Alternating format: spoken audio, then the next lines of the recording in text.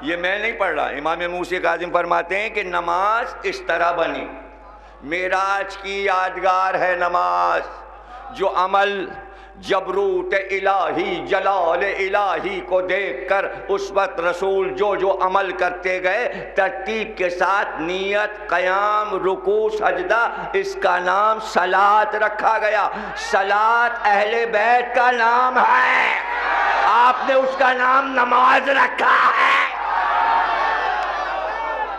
آپ نماز کہتے ہیں، سیدھے سیدھے صلاۃ کہیے۔ اہل بیت کہاں جا رہے ہیں؟ اہل بیت پڑھنے جا رہے ہیں۔ یہ کیا ہے؟ نماز پڑھنے جا رہے ہیں، پارسیوں کی عبادت کرنے جا رہے ہیں۔ نماز، آگ اور آنسو، فارسی کا لفظ بول رہے ہیں۔ یہ نہیں کہتے بھئی کہاں جا رہے ہیں؟ مسجد۔ اہل بیت پڑھنے جا رہے ہیں۔ اچھا تو بولیے نماز پڑھنے جا رہے ہیں، پھر آپ کو بدعتوں کی سزا ملے گی، اور اگر یہ کہیے اہل بیت پڑھنے جا رہے ہیں کچھ بھی نہیں ہوگا۔ یہی تو کمال ہے، اہل بیت سے منسلک ہو جاؤ تو کوئی سزا نہیں ہے۔ اسی لیے کہہ رہے ہیں، سمجھا رہے ہیں کہ علی ولی اللہ کا مسئلہ کیا ہے، اس میں کوئی فتویٰ نہیں ہے۔ آج تک کسی نے یہ فتویٰ پوچھا عراق کہ صلاۃ کو نماز کیوں کہتے ہیں؟ اب پوچھ لے، کوئی لکھ کے پوچھے کہ پارسیوں کی نماز کو نماز کہتے ہیں، یہ ہم لوگ کیوں اس کو نماز کہتے ہیں؟ پوچھ لو، فتویٰ کیوں نہیں آتا؟ اب تک کیوں نہیں آیا؟ اور علی پر بڑے فتوے پوچھے جا رہے ہیں۔ بھئی میرے سمجھ میں یہ نزاکتیں نہیں آتی، اگر کسی کے سمجھ میں آئے تو مجھے سمجھا دیجئے گا۔ تو نماز معراج کی یادگار ہے، اس لیے چونکہ معراج کی یادگار ہے نا، اس لیے نماز کو کیا کہتے ہیں؟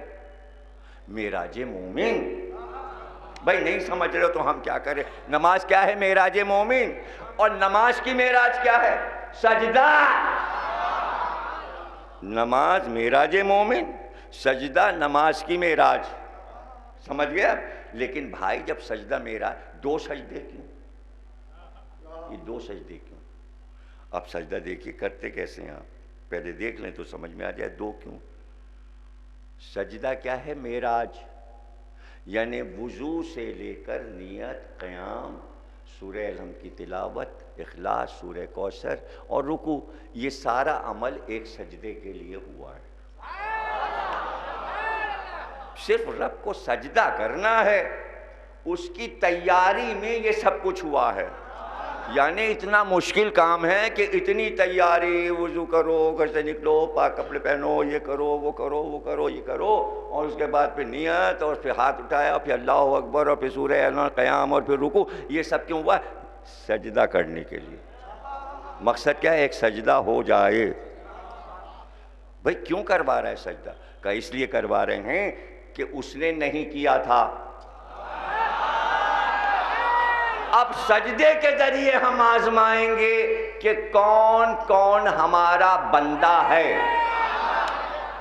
بندہ آزمایا جائے گا سجدے سے، اور اس کی اتنی تیاری۔ لیکن دو کیوں رکھے؟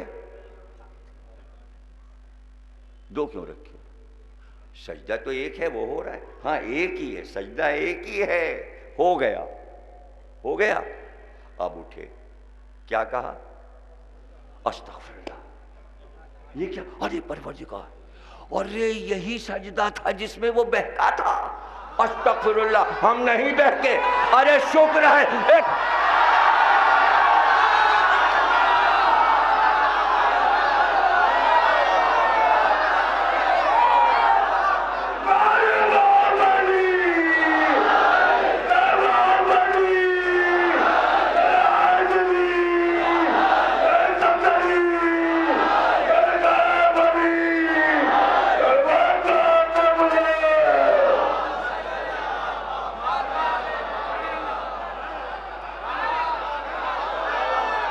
جیو سلامت، خوش رہو۔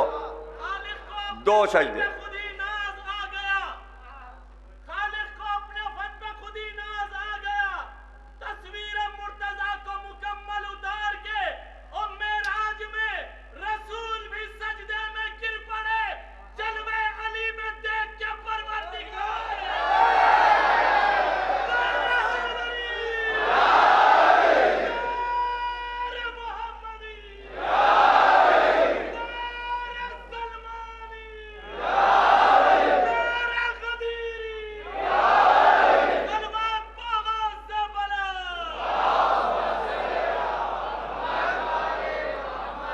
پردے رسول اللہ کے لیے ہٹے تھے، ان کے لیے ہٹے تھے، ہم نے نہیں بتایا پردے کے پیچھے کیا تھا، میں ذمہ دار نہیں، انہوں نے بتایا، راز انہوں نے بتا دیا، اب میں ذمہ دار نہیں، کوئی نہیں کہے گا کہ میں بتا کے گیا کہ پردے کے پیچھے کیا دیکھا۔ حیدرآبادی سے نپٹے، صلوات پڑھیے۔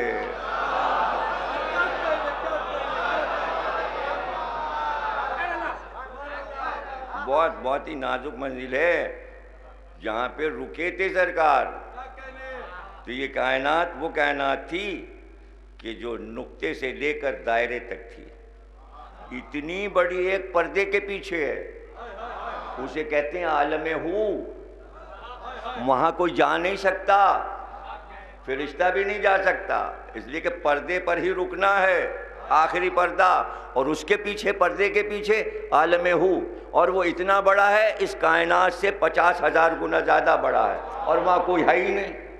ہو کا کیا مطلب کیا ہے؟ کہ بھائی وہاں گئے تھے، کیا تھا؟ لوگ آئے تھے، ہو کا عالم تھا، نہیں سمجھے؟ نہیں سمجھے؟ جہاں صحرا ویرانہ ہو اسے کہتے ہیں ہو، اور اللہ کا نام ہے اللہ ہو۔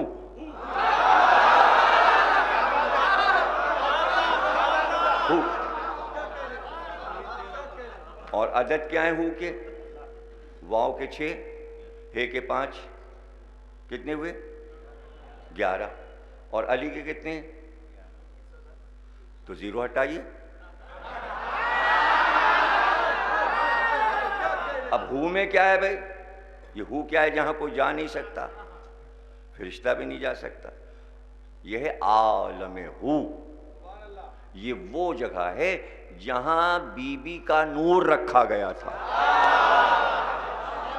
جہاں شہزادی کا نور رکھا گیا تھا، عالم ہو، پردے کے پیچھے۔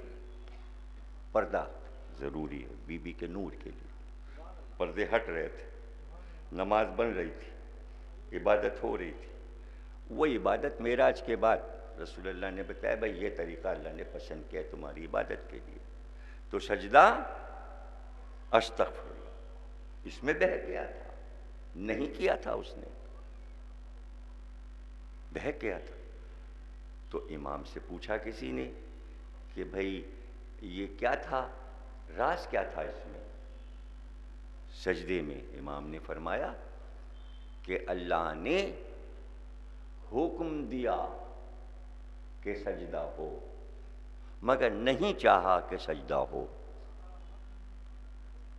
اب وہ تو پریشان ہو جائے گا، عصمت کے رموز کو سمجھنا آسان ہے۔ امام نے فرمایا کہ اللہ نے حکم دیا سجدہ ہو، لیکن نہیں چاہا کہ سجدہ ہو۔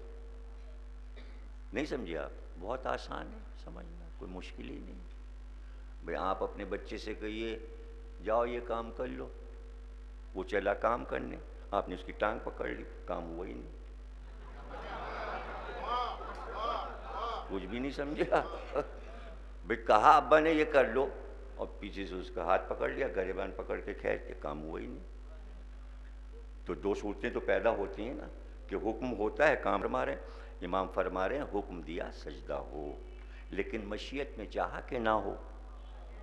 حکم الگ ہے، مشیت الگ ہے، کیوں نہیں چاہتے ہو؟ یہ نہ چاہنا کیا